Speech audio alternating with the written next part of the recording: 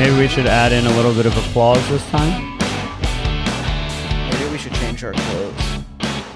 We're stinky. We've been wearing the same clothes for a week.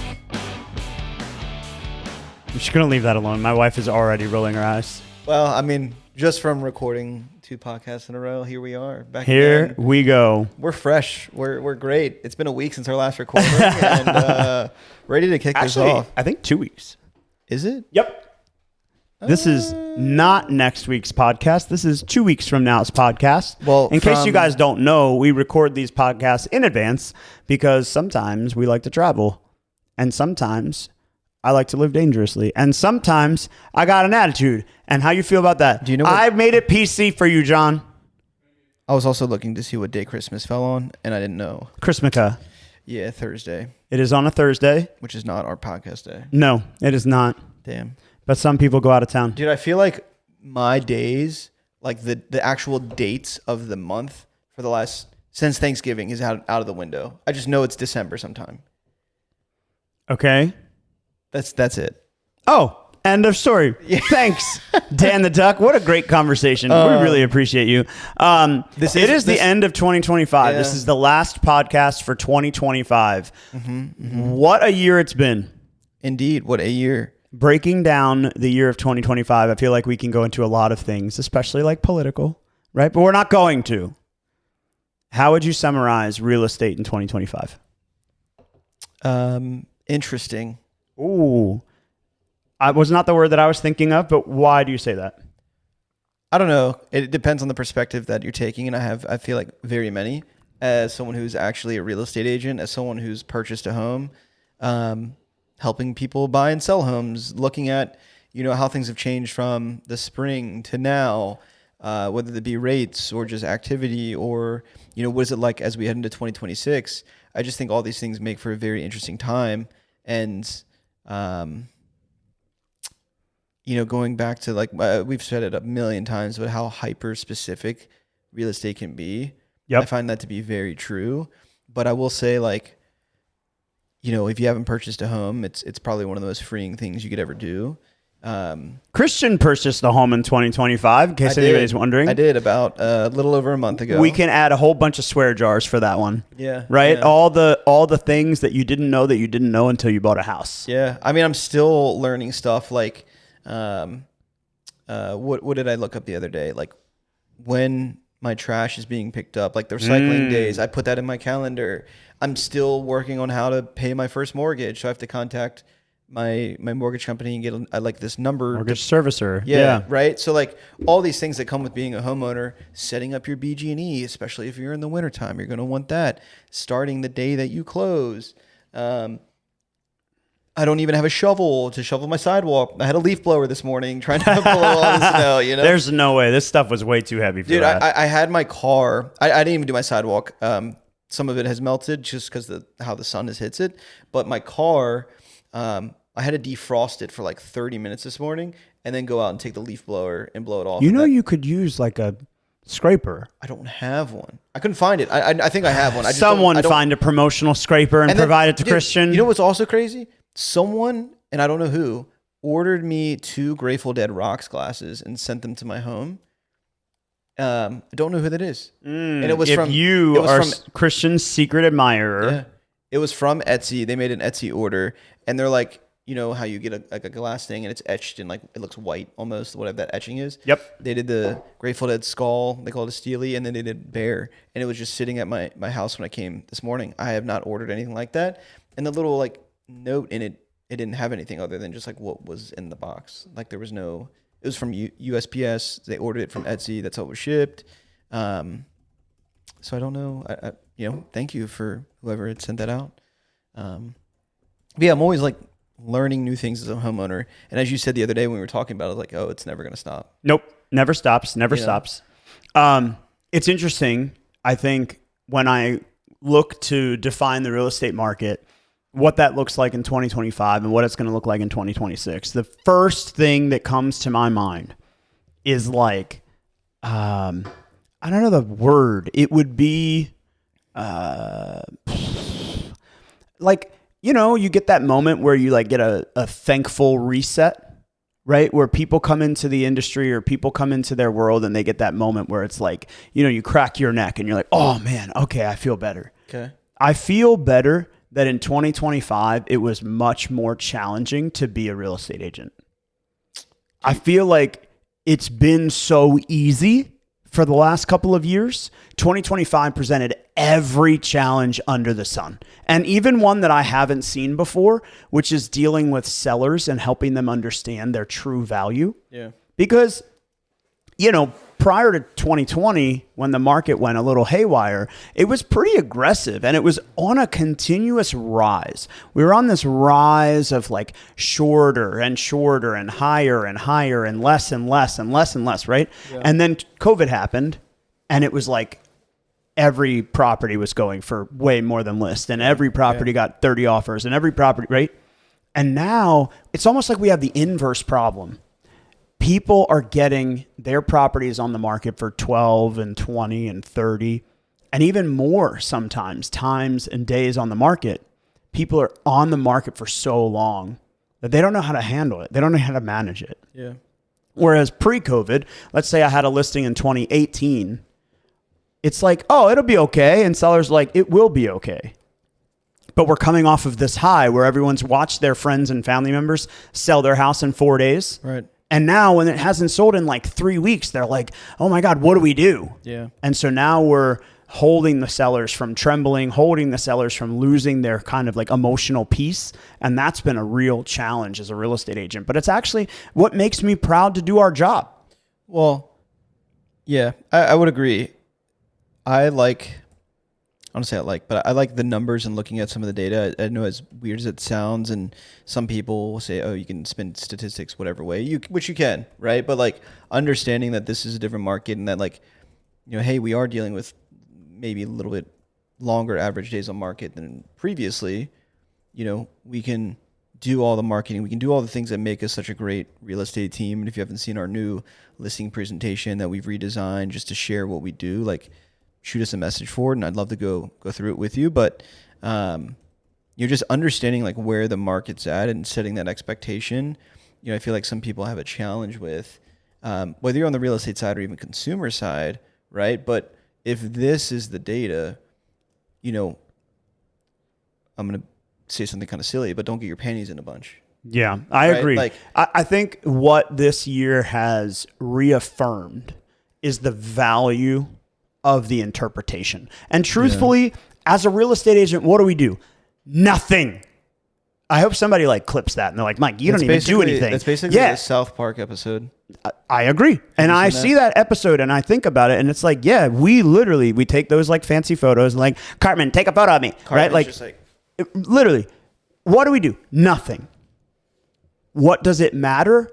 A lot. Right? Because when we do something, we're inputting years and years of knowledge. And what you said was the interpretation of data. You can't just Google it. You can't just ChatGPT it.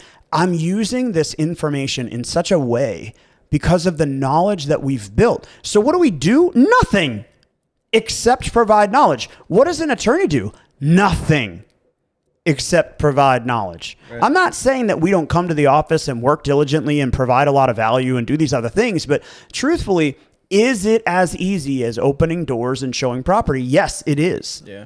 The challenge is doing it over and over and over again and providing enough value for people where you can interpret the data, build the nature of the resources, and provide the value that they trust. And it's such a shift that as we look back at 2025, it's been a balanced year. It's been a balanced year. Arguably. Well, I don't mean in like the very, very meaning of the word, but I mean it's been a balanced year because there's more inventory. There's more buyers that are asking for things like closing cost help and getting it covered. There's more sellers that are having to come with the realization that their property is not the pretty penny that they think it were. Yeah. And so this balance of real estate brings this reality of what the market truly is. Right. So it's not difficult, which was the immediate word that I thought of. The real estate market is difficult in 2020, but it's not. It's really that it's so freeing. It's almost like a correction, like that adjustment from a chiropractor and it just got set back from the last 4 or 5 years to where we actually are as professionals that can really shine with the knowledge and the interpretation. But I mean, the word setback, I don't want people to get confused. Like, No. things didn't Set back, not set back. Right. That's what I'm right. saying. Like I just wanted to make sure a that everyone joint understood set that. back into its proper location. Right. Sorry, bad terminology. Well, I just wanted to make sure people understood that. I didn't want to Give Mike a little bit of like energy and give Christian a swear jar. We have to have a real conversation. Now with that term setback, there's going to be people clicking. Oh my God, market's going to crash. Mike said it. You heard it here first, people. Stuff like that. I think market crash is also a funny term. I just think people who are waiting for it are funny. Yeah. Like my buddy Steven. I can call him out for a minute, but like which Steven? Brown. Okay. Oh, not Baker. No. That's what I was wondering. Well, he already bought a house, so he did the count. Yeah, The amount of times that I'm walking through a house with him and he's like, "Oh, dude, I just want the market to crash," or like this home that I want the market to crash. What a silly conversation. But let's say the house is even listed for $465. He's like, "Yeah, I'd offer him $350." But then it's funny, the very next day that house is under contract for what they were listed at. And I'm like, dude, see, there is a buyer in the market that's willing to pay this price. Like it's just the world that we live in today. And to a certain degree, I understand maybe things are not as affordable, but like understanding the real estate business that I, have built with the support of others, and then the life that I now have, it's like, if you want something, you can do it. Yeah. Like, why are we letting these outside factors control our decision making when you have the ability and the power to do anything that you want? I think there's a lot of things that are at play in that exact statement. And when you say outside factors, I think limiting belief, limiting mindset, right? Yeah. And a lot of people have that, and it's like keeps them in this comfortable spot. What is Heather would know? What is the term when it's like little stuff that adds up, right? Like a lot of people have the limiting belief. A lot of people have the limiting belief. A lot of people have the outside factors. A lot of people have this each little thing that adds up to create the bigger image, right? And so I don't know, but just interesting. As I was reading the topic on the podcast today, it's actually something that you guys should read about. And if you haven't already, go to our website under additional resources. You could read about the blog and you could read a little bit more about what's going on in Maryland real estate right now. But the bottom line, and this is Liv, shout out to Liv. Liv puts this together. The bottom line is so transcendent for what it is. 2025 marked a transitional year in Maryland real estate. Prices climbed, but a little bit more slowly. Inventory grew, but not overwhelmingly. Days on market increased, but the demand continued to stay strong. So as we head into 2026, all signs point towards a balanced and sustainable market that rewards preparation and strategy. Let's just clip that. All signs point towards a balanced and sustainable market that rewards preparation and strategy. I feel like Tom Ferry. Let's just drop the mic right there. It made me cringe, kind of. It is a little cringe, but it's so true. And it's these myopic perceptions, and it's the belief that the market's going to crash. I'm starting to question Liv's. I don't know. Here. Maybe she's writing for him. But like, she needs to cite her sources.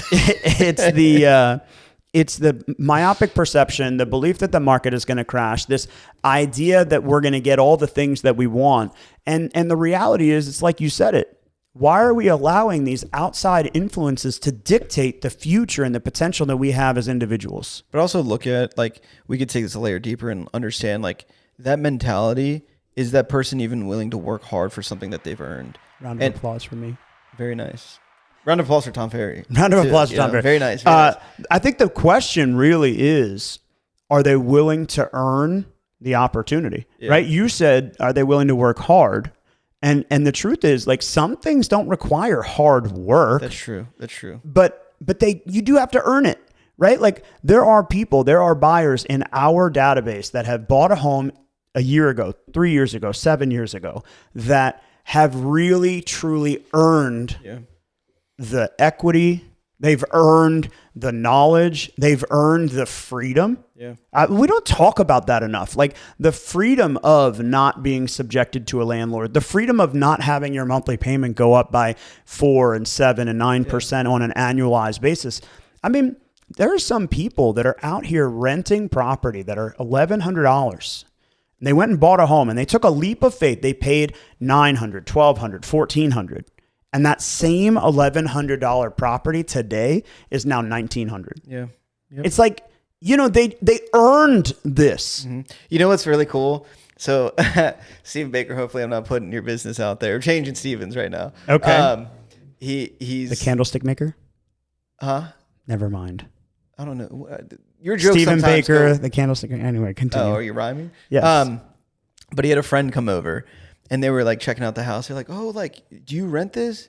And he's like, "Nah, I own this place. Yeah, what right. are you talking about? Get out of here with that rent stuff, And it was such like a really cool thing. Like I'd caught up with him a week or two ago, but I think that's very like kind of ties into your point, like taking advantage of the opportunity, creating the opportunity, making that happen, and like maybe you can even say taking a little risk or like leap of faith and like trusting the process, knowing that this is like this is what you want, and like, oh, this can happen. Oh, this is like a really good opportunity. It was just something that I thought was very relatable, and it was really cool to see that, like, pride. It's like a joy. Yeah.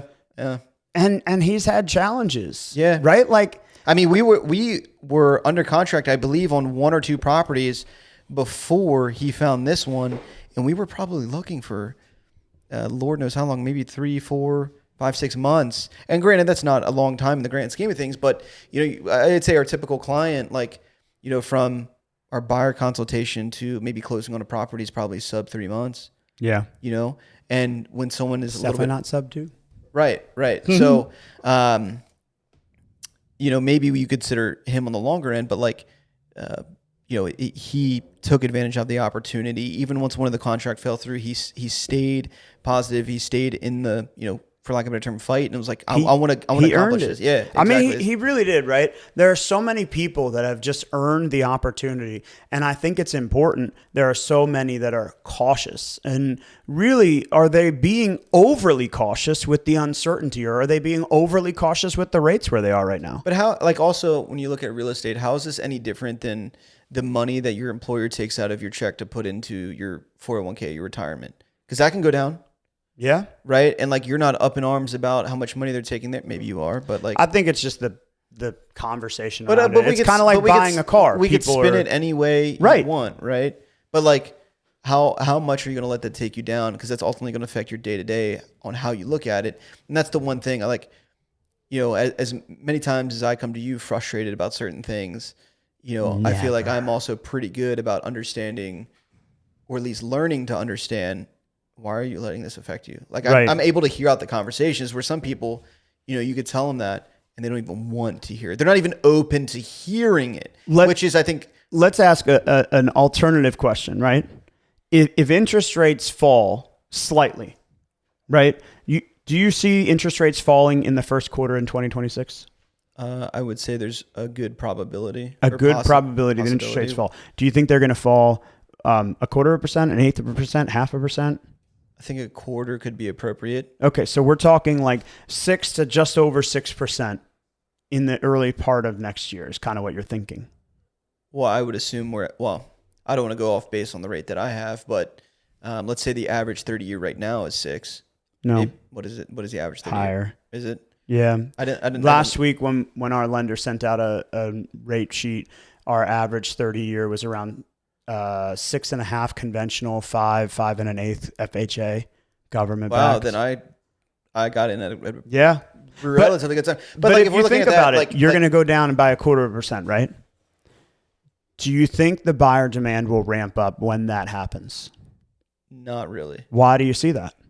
Because the difference between 1/4% is like fucking couch change. Oh, see, swear jar. I wanted to apologize. I purposely. I need to emphasize my point. I purposely swore there. Like it's people have this idea that the 1/4% is such a huge impact. And I had a conversation with someone today. Oh, see, I think that it's the alternative.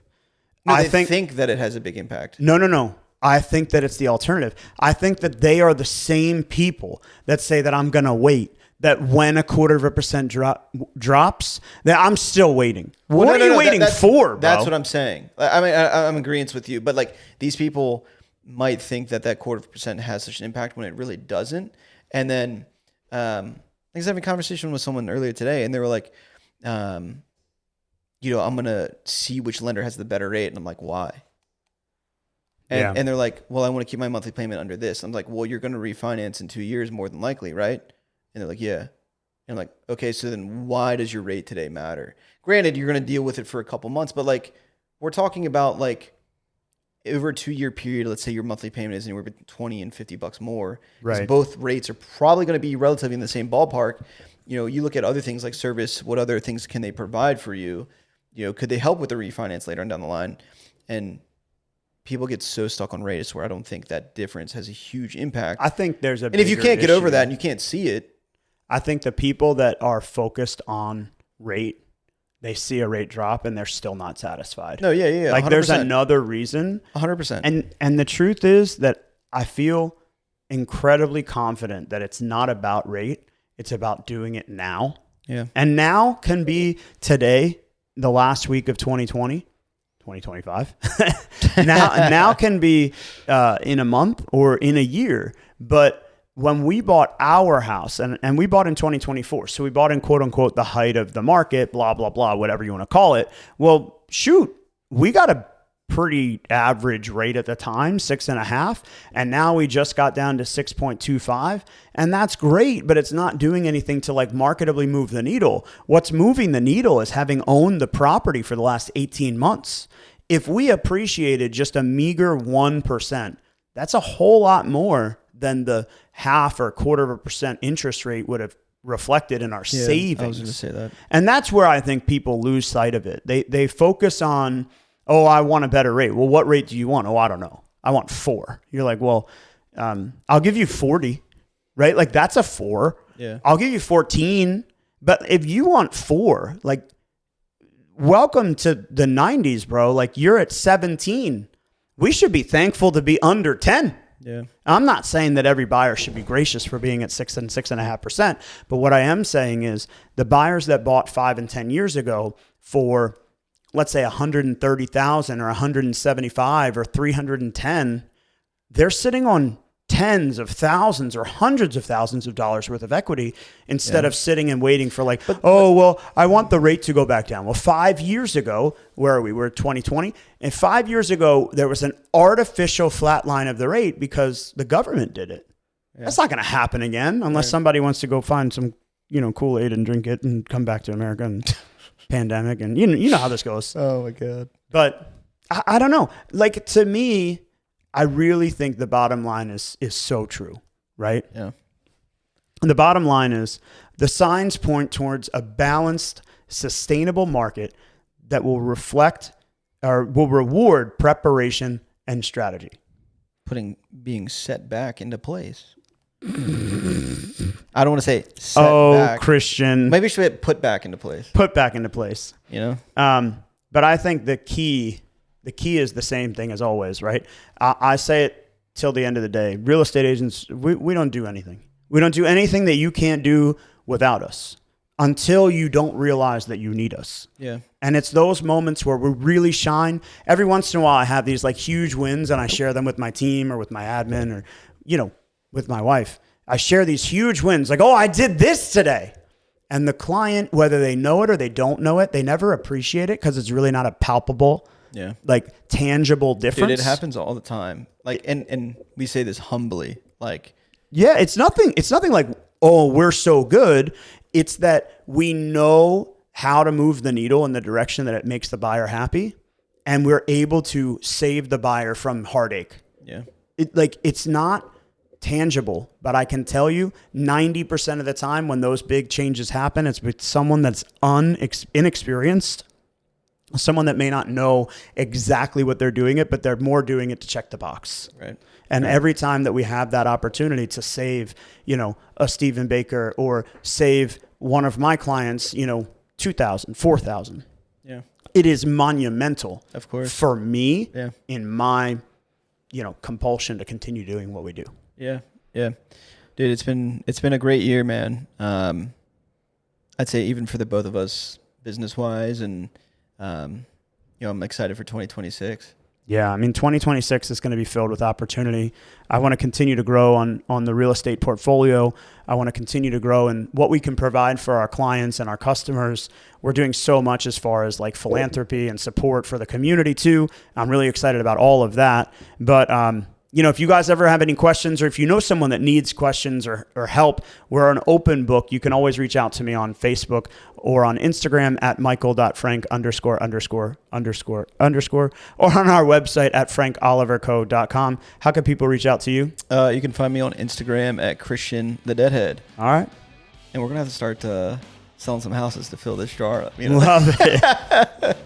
All righty, y'all. We'll see you next time.